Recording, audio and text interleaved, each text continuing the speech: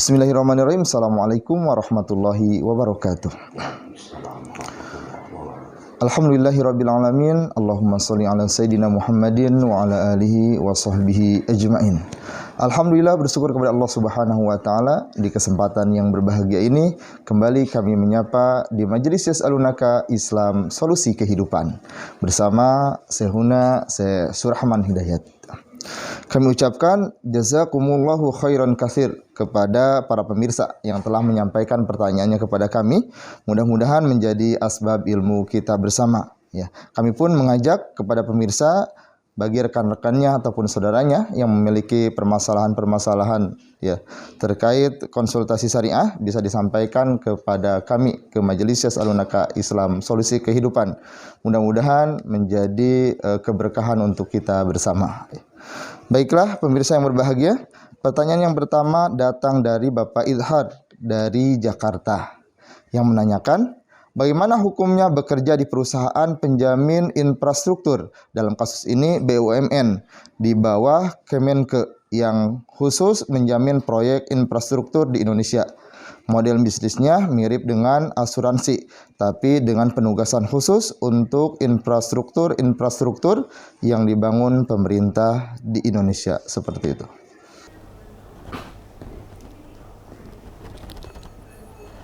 Bismillahirrahmanirrahim. Assalamualaikum warahmatullahi wabarakatuh. Allahumma salli ala sayyidina wa maulana Muhammadin wa ala alihi wa sahbihi ajma'in. Allahumma barik lana fi Rajab wa Sya'ban wa ballighna Ramadan.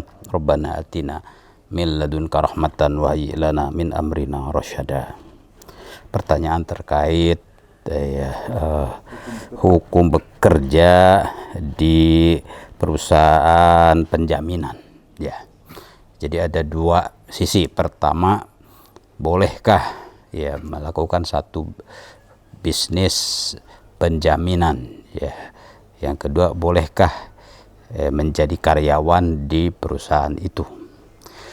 Menjamin itu ada dua hal. Pertama, menjamin doman ya, garansi keikutsertaan dalam sebuah proyek pemerintah. Itu kan. Jadi kelayakan untuk ikut serta ada penjamin. Biasanya bank garansi itu dikeluarkan oleh bank, tapi bisa saja ya selain bank juga ya bergerak memberikan semacam garansi. Yang kedua, memberikan jaminan bahwa proyek tersebut akan selesai. Jadi penjaminan pertama yaitu kelaikan untuk ikut, gitu kan. Sehingga di sini ada seleksi ya, perusahaan-perusahaan yang memang pantas untuk diberikan proyek besar, ya kan. Lalu ya tentu ada penjaminan itu. Yang kedua, perusahaan yang ikut itu mungkin lebih dari satu perusahaan, iya nanti akan betul-betul menuntaskan proyek itu, tidak mangkrak, butuh juga penjaminan. Nah itu kan. Tentu penjaminan ini kan tidak gratis, ada dananya, ada biayanya. Penjaminan untuk A sekian tarifnya, penjaminan untuk B sekian, kan itu. Itu halal karena ini adalah muamalat ya. Al aslu fil muamalat al ibahah. Pada dasarnya muamalat ini muamalat ya, sosial, konstruksi itu ada mubah selama tidak ada hal-hal yang bertentangan dengan syariat. Ya harus jelas apa yang dijamin, berapa ya kewajiban si penjamin, nanti apa yang didapatkan manfaatnya, jelas, tidak ada gharar. Yang kedua tentu saja ada apa persyaratan-persyaratannya, kriterianya disepakati ini dan itu dipenuhi oleh pihak yang merealisasikan penjaminan itu, ya kan. Tidak ada wan prestasi. Nah kalau ini disepakati tentu saja diteken ya ada pengadministrasian, notarisasi, ya dan seterusnya, ya kan. Tentu saja perusahaan penjaminan ini juga ada perlindungan hukumnya, misalnya di OJK atau di lembaga lain, ya kan. Udah secara administrasi dan yuridis ya terpenuhi itu, ya kan. Maka dia layak untuk maju. Dia memberikan garansi keikutsertaan suatu perusahaan di dalam ya proyek tender, ya kan. Yang kedua, ya menjamin bahwa perusahaan bersangkutan itu akan merealisasikan tepat waktu dan sesuai dengan spek, ya ukuran yang diminta. Begitu kan. Itu juga perlu jaminan. Ya, maka adalah garansi di situ. Nah, itu halal, ya kan, selama tadi tidak ada penyimpangan, tidak ada goror, ya, tidak ada juga wan prestasi. Nah, tentu ini manfaat, ya, manfaat untuk pembangunan infrastruktur yang besar, ya kan, manfaat. Nah, seseorang ya menjadi karyawan di perusahaan penjaminan itu, tentu kalau tadi perusahaan itu memenuhi persyaratan kriteria yang ditentukan oleh peraturan perundang-undangan dan tidak ada unsur-unsur yang berlawanan dengan syariat, gambling atau penipuan, manipulasi, tentu saja boleh, halal, ya kan. Tentu ini kan diinformasikan, bahkan ditayangkan, ya, di media-media bahwa perusahaan ini bergerak di bidang ini, lalu berkompetisi dengan perusahaan yang lain, tentu saja dia akan memberikan informasi yang valid, dia kan. Kalau tidak, maka dia akan kalah dengan perusahaan yang lain, kan begitu. Jadi selama itu profesionalitas dipertahankan, ya insya Allah itu perusahaan ya halal, dan bekerja di perusahaan itu juga halal, dan ini adalah manfaat untuk pembangunan ya skala besar, ya. Wallahu a'lam. Baik, terima kasih atas penjelasannya. Ya. Pertanyaan berikutnya datang dari Bapak Sutarman asal Demak. Ya. Apa hukumnya menurut Islam untuk bagi produsen yang menyediakan pakan babi, tapi untuk peternak non-Muslim? Seperti itu dari Bapak Sutarman. Bismillahirrahmanirrahim. Ya. Para ulama sudah memfatwakan khamr itu arak haram bagi konsumen muslim, ya kan.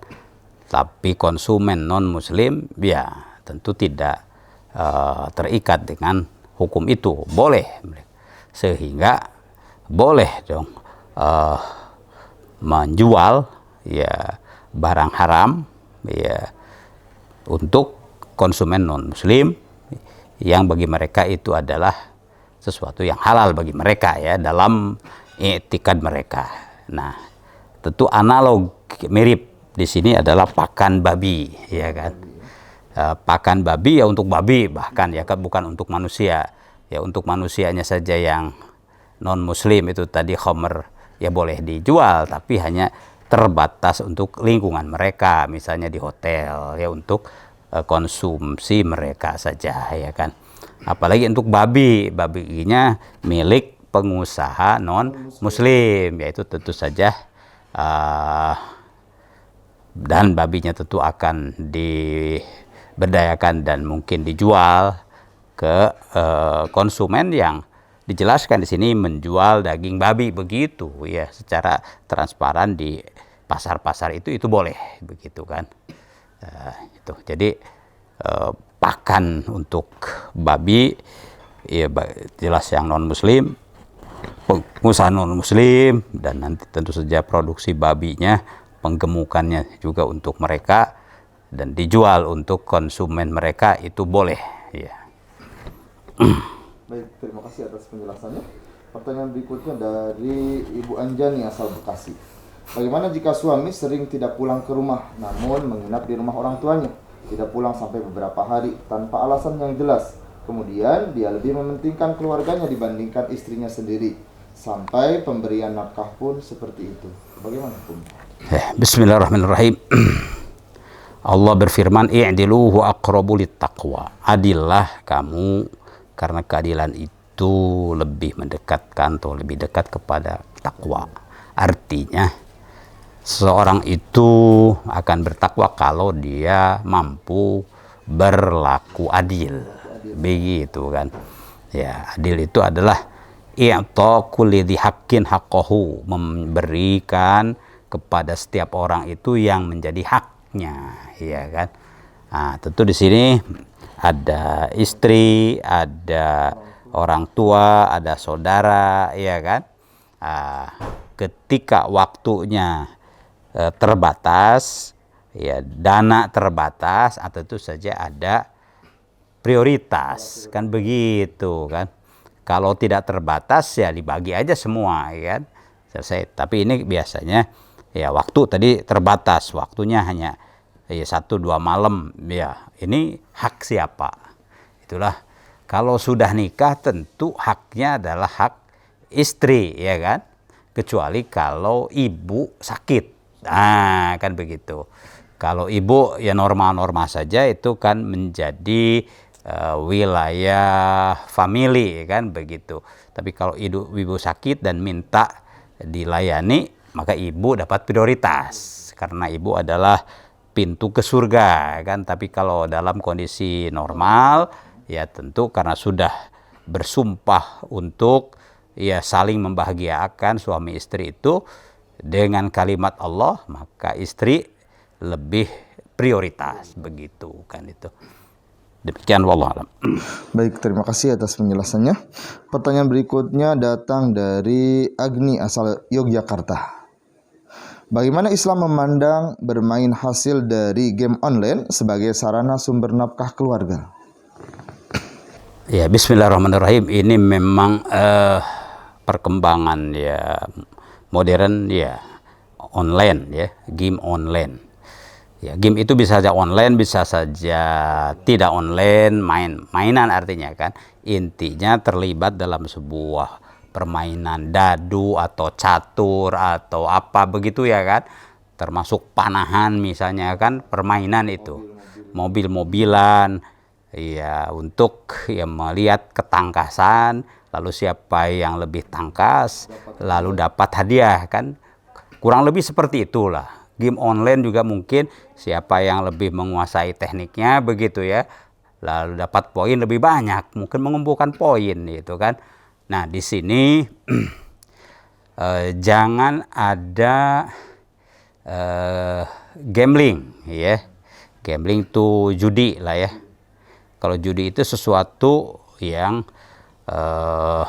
uncertainable, ya, yang tidak bisa dipastikan. Ya, setiap orang silahkan dipromosikan untuk ikut terus.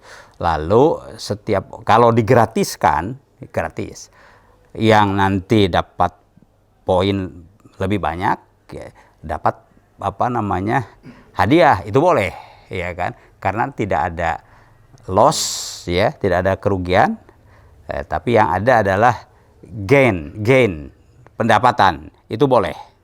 Tapi kalau setiap peserta itu daftar plus ya membayar uang pendaftaran, keikutsertaan, begitu kan. Jadi semua yang daftar bayar, begitu kan. Nah, terus ya tentu bermainlah di situ. Di sini tidak semua orang untung, ya kan. Ya, di situ berarti kan ada ketidakpastian. Nah, di situ ada gambling. Nah, ini tidak boleh.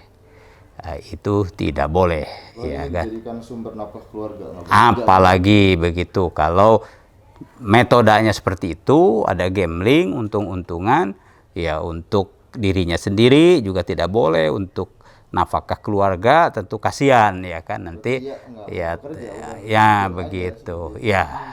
Dan itu juga ada dampak yang tidak positif, ya, semacam ya kemalasan lah, begitu kan, ongkang-ongkang, kan begitu, ya. Padahal kan potensi manusia itu untuk digerakkan ke wilayah-wilayah kerja produktif kan, bukan ya nongkrong begitu saja. Ya, itu. Jadi dari sisi itu ya tidak sesuai dengan semangat kerja syariah ya Islami yang memang produktif, aktif dan akuntabel, dipertanggungjawabkan. Kalau ini kan ya nanti aja. Begitu untung-untungan. Allah alam.